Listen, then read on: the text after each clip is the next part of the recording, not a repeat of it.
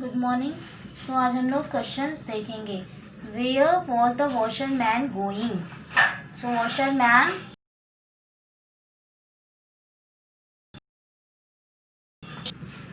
Going from one village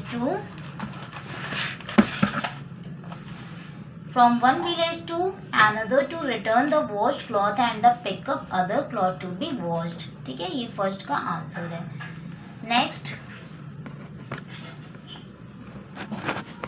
next question, what woke the washerman from his sleep? What did he see? वो अपने सो रहा था, वो क्यों उठ गया था और उसने क्या देखा? सो इसका आंसर क्या लिखेंगे हम? He was second out his slip by thunderous clattering of hoofs and a shower of stone. As he rubbed the slip out of his eyes, he saw an oil merchant and a donkey rushing downhill. Okay, यहाँ तक आप answer लिखेंगे।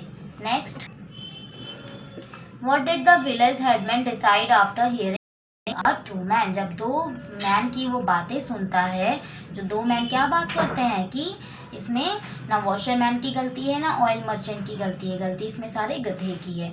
तो जब ये बात headman सुनते हैं तो क्या बोलते हैं headman? So the village headman decide after hearing out the two man, I cannot imagine how you believe I would judge a donkey for a mistake। ठीक है, ये यहाँ तक आंसर होगा। Next, why did the headman rebuke the crowd that had gathered to hear the case?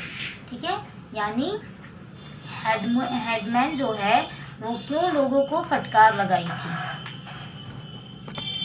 The headman Reebok the, सो इसका answer आप क्या लिखेंगे यहाँ से? Answer 4, he rebuked it is good to be serious but curious, but did any of you ask yourself why I was suggesting something so foolish? I gave you chance to think when we moved from my house, but you did not because you wanted to enjoy a spa। यानी आपने मैंने जब बोला कि मेरे घर से court room तक चलो, तब तक आपके पास बहुत सारे टाइम थे, बट फिर भी आपने कोई अच्छा सजेशन नहीं दिया। आपने क्या सजेशन दिया कि डंकी की गलती है, जो कि एक फुलिश सजेशन है, यानी बहुत ख़राब सा एक सजेशन है।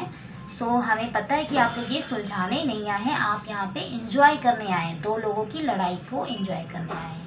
यानी ये हेडमैन बोलता है और इसलिए उनको डांटता है। Last question, what was the headman final judgement in the case? he was just and fair। यानी फाइनल जजमेंट क्या था? तो the headman final judgement in the case, final judgement क्या था? क्या बोलते हैं? The headman continue, you were not interested in ending the fight or helping in getting justice done। You come to see two villagers fight, you come to show to be entertained, so please pay for, ये नहीं लिखेंगे आप, please pay for the ticket you did not buy, give the money to the guards। ठीक है, जब वो पैसा दे देंगे तो उससे हेल्प हो जाएगा दोनों का, है ना? सो आप ये भी लाइन लिख सकते हैं, the crowd melt away as people especially handed money to the guard before they left। The washerman was happy, the merchant was happy, the headman went home satisfied that just had been done। Okay, क्या आप लिख दीजिएगा। तो कैसा suggestion लिए थे? He was just, यानी justice, यानी वो सही सजेशन लिए थे। कंप्लीट द सेंटेंस में The washerman went to sleep because he grew tired and sat down to rest। आप रेस्ट तक भी लिख सकते हैं, ठीक है। The washerman woke up because the thunderous clattering of hoofs and a shower of stones। ठीक है, ये सारा मैंने बुक से ही लिखा है, मैं रीड कर रही हूँ, वो आप देख लीजिएगा। ये देखिए, the washerman walk up because, तो मैंने बिकॉज के बाद ये लिखा है, बिकॉज के बाद मैंने क्या लिखा है? a thunderous clattering of hoops and a shower of stone. बस इतना बात मैंने लिखा है।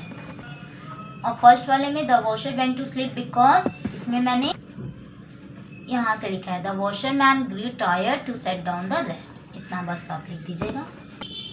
Last third question, the bundle of cloth was soiled because the donkey slipped on loose stone and sent the washerman bundle rolling downhill along with a jar of oil that come off its back। ठीक है, इसका answer मैं यहाँ से लिखी हूँ the donkey slipped on loose stone and sent, यहाँ तक मैं। ठीक है, last fourth, a crowd of people gather to, लोग क्यों है बिकॉज नहीं लिखना है। The crowd of people gather to the washerman the oil merchant got into a big argument. बस इतना लिखना है जो कि मैंने यहाँ से लिखा है। ओके, मैच द फॉलोइंग आप कर लीजिएगा। वॉशरमैन क्या था, टायर्ड था। डंकी क्या था, ऑयल कैन के साथ मतलब वो ढो रहा था। और हेडमैन के थे, वाइस और जस्ट थे। और बंडल ऑफ क्लॉथ सॉइल्ड थे। इट मीन्स गंदे या फिर खराब या भिगोए। तो इसे आप कंप्लीट करिएगा।